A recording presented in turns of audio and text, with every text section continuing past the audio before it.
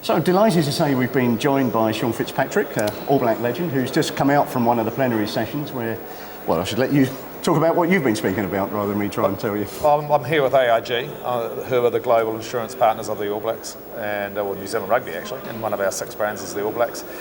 So I'm here basically talking about the All Blacks in terms of drawing your analogies from sport and transferring that into business. We talk all the time, and I remember when I first became an All Black, we used to talk about learning from business in terms of what we do. To be honest with you, I think that now is almost swapped around really. When you look at sustaining a culture of success, how do you do that? Business needs to learn that from sport. You know, you and I could sit here and probably name 10 great sporting teams in the last 100 years that have sustained a culture of success, where in business we might struggle to name 5 over the last 100 years that have sustained that culture year in, year out. So I spoke to him a bit about that. And about the culture within the All Blacks.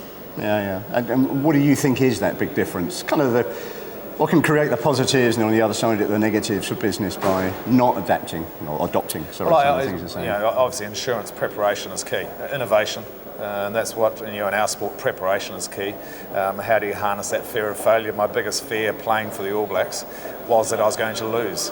So how did I harness that fear of failure? Because if you don't harness it, it actually impedes your performance.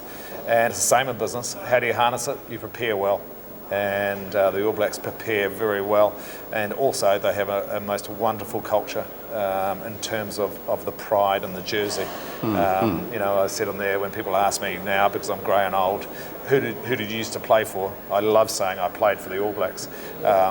Which is good, and that's the way it should be. And we speak a lot about the legacy of the jersey. The legacy is more intimidating than any opposition. So when you hand over your AIG business card, and that should be a very powerful statement. And you know, hopefully some of the people in there sort of took that on board and then taken it back, because they don't need to know anything about the All Blacks. They don't need to know anything about Sean Fitzpatrick. What hopefully I took out of it, or they took out of it, was just drawing some own analogies from their own lives in terms of what I spoke about in terms of my life, growing up as a little fat kid in New Zealand and then playing for arguably the greatest sporting team ever. And where do you see the kind of balance between the teamwork ethos and the competitiveness that has to go around that, and the individualistic part of it as well? You have to be hugely competitive to be successful, and that drive to be the best you can be.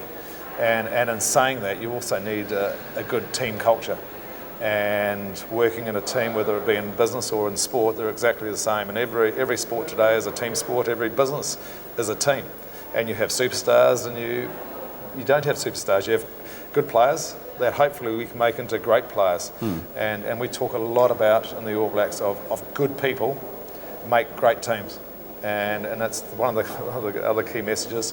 You know, in the insurance business, you can have superstars, but they can also, having that superstar can detract from the team performance because they think they're better than the team, where you need to say to them, look, pal, we love you being a superstar, but you need to work within the compounds of our culture. And if that works, wonderful. Otherwise, we'd actually rather sacrifice losing you and for the benefit of the team. The team is greater than, the team is greater than any one individual. And I guess as a final question, it's a risk management community here, trying to manage their own risk. I mean, obviously rugby is a very large contact sport. Yeah. How do you manage risk in that environment? Once again, preparation, I suppose, and looking after yourself. And whether it be physically or mentally, I suppose. Mentally is really important to prepare, because in today's game, everyone is the same size, because you can become the same size, because you can go online and download information about what the All Blacks are saying. So the Namibias of the world or the Georges of the world can have the same training techniques as the All Blacks. They become as big as the All Blacks. But the big key is the mental preparation in terms of, as you say, managing that risk of failure. Oh, Sean, that's fascinating. Thank you, and I hope that was a good session for you, and I hope you enjoy the rest of your FERMA experience. Thank you for joining us. Thank you for having me. Thank you. Thank you.